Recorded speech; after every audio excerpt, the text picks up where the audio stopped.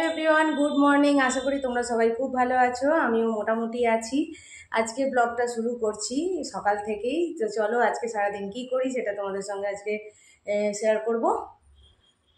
সকাল সকাল চলে এসেছি ছাদে জামা কাপড় মেলতে। জানো তো এত রোদ উঠেছে, কদিন একদম রোদ ওঠেনি। আজকে সকাল থেকে সব কাজই হয়ে গেছে প্রায়, সেগুলো তোমাদেরকে আজকে দেখাইনি। তো যাই হোক, আমার স্নান হয়ে গেছে, পুজো করাও হয়ে গেছে, টিফিন খাওয়াও হয়ে গেছে। এবার ছাদে জামা কাপড় মেলবো। আর আজকে আমার ছেলের আজকে থেকে আমার ছেলের স্কুল খুব তাড়াতাড়ি, মানে যেখানে 1 ঘন্টা পরে হতো সকালে, সেটা 1 ঘন্টা আগে, মানে 6:45 যেত, 6:45-7টার মধ্যে ওকে বেরিয়ে যেতে হচ্ছে।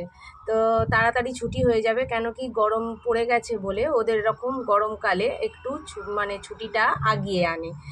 যেটা 3টেই ছুটি হয় সেই ছুটিটা হয়ে যায় 12:30 নাগাদ। তো আমি আনতে যাব, সেই জন্য আমি তাড়াতাড়ি করে সব রান্না করে নিয়েছি। মানে অর্ধেকটা হয়েছে, অর্ধেকটা এখনও হয়নি, সেটা তোমাদেরকে দেখাবো। তো চলো, আবারও চলে এসেছি রান্নাঘরে, বাকি রান্নাগুলো করব এবার। তো ভাতটা হয়ে গেছে, আমার ছেলে তো সকালে ভাত খেয়ে গেছে, আর উচ্ছে চচ্চড়িটা হয়ে গেছে। এইবার করব ঢ্যাঁড়সের ঝাল আলু দিয়ে। আর আজকে নিরামিষ নেই, সেই জন্য আজকে পেঁয়াজ দিয়েই রান্না হবে। এটা আমি সোমবারের ব্লগ আজকে দেখাচ্ছি তোমাদেরকে। তো এই যে বসিয়ে দিয়েছি ঢ্যাঁড়সটা ভাজতে। ঢ্যাঁড়সটা ভাজা করতে আমি নুন দিয়ে ঢ্যাঁড়সটা ভাজি না, কেন কি ওর যে হরহরে যে একটা ব্যাপার থাকে ঢ্যাঁড়সের, সেটা বেরিয়ে আসে। সেই জন্য ওটা যখন ভাজা হয়ে যায় তারপরে আমি একটু নুন দিয়ে দিই।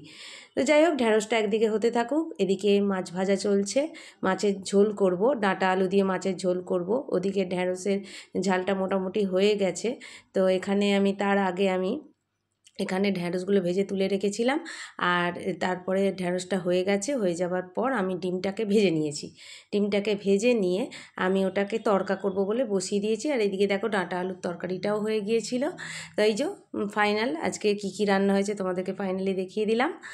আর এই যে রেডি হয়ে গেছি, আমি রেডি হয়ে এবার যাচ্ছি ছেলেকে আনতে। গরমে একদম মানে জামা কাপড় পরতেই ঘেমে নিয়ে চান। তো চলো আমি যাই ছেলে আনতে। এরপর চলে এসেছি বিকেলবেলা দেখাতে। দেখো বিকেলবেলা ছাদে এসে দেখছি এত সুন্দর হাওয়া হচ্ছে, তো তোমাদেরকে সেটাই দেখাচ্ছি। যে দেখো গাছের পাতাগুলো কীরকম নড়ছে, বুঝতেই পারছো কীরকম হাওয়া হচ্ছে। এটা হচ্ছে স্থলপদ্মের গাছ। স্থলপদ্মের গাছে 4টে কুঁড়ি হয়েছে, কালকে ফুল হবে, সেটাই দেখালাম। আর এই যে ওইটা হচ্ছে হলুদ রঙের অ্যালমন্ডা একটা হবে, আর এইটা পিঙ্ক কালারের অ্যালমন্ডা গাছ। এই গাছগুলো সব আমার মা তৈরি করে আমাকে দিয়েছে, আমি বয়ে বয়ে নিয়ে এসেছি আমার বাপের বাড়ি থেকে। কিন্তু একটা মন খারাপ দেখো না, এবারে এনেছি এই যে ঘিয়ে কালারের একটা অ্যালমন্ডা গাছ নিয়ে এলাম, শুকনো হয়ে গেল। একে বসালাম, কেন শুকনো হয়ে গেল বুঝতে পারছি না। আর একটা দেখছি গোড়া দিয়ে আর একটা সবুজ মতন পাতা বেরিয়েছে, এটা হবে কি না জানি না। যদি না হয় না, আমার মনটা খারাপ হয়ে যাবে। আমার গাছ নিয়ে এসে বসাই, আর যদি মরে যায় না, মনটা খুব খারাপ হয়ে যায়। তো তারপর ছাদে জামা কাপড়গুলো ছিল, দুপুরবেলা আর জামা কাপড় তুলতে আসেনি, এত রোদ থাকে না, ভাল লাগে না। স্কুল থেকে এসে সবাইকে খেতে টেতে দিয়ে নিজেও খেয়ে শুয়ে গিয়েছিলাম একটু। তারপর বিকেলবেলা এসে ছাদে জামা কাপড় তুলতে চলে এসেছি। এসে দেখছি জামা কাপড়গুলো সব শুকনো হয়ে একদম জড়ো হয়ে গেছে। হাওয়া হচ্ছে তো, আসলে অনেকটা উপরে, তো ছাদটা আমার অনেকটাই উপরে। হ্যাঁ, তো একদম জড়ো হয়ে যায়, হাওয়াটা খুবই হয়, আর তখন জামা কাপড়গুলো জড়ো হয়ে যায়। তারপর দেখো আমি হাঁ করে তাকিয়ে আছি আকাশের দিকে, এত ঘুড়ি উড়ছে। এই যে হাওয়া হচ্ছে না, এই হাওয়াতে না সবাই আমাদের এখানে খুব ঘুড়ি ওড়ায়। তো সবাই ঘুড়ি ওড়াচ্ছে, তো সেই দিকে আমি তাকিয়ে তাকিয়ে দেখছি। তো চলো, আজকের ভিডিওটা ছিল আমার এই পর্যন্ত।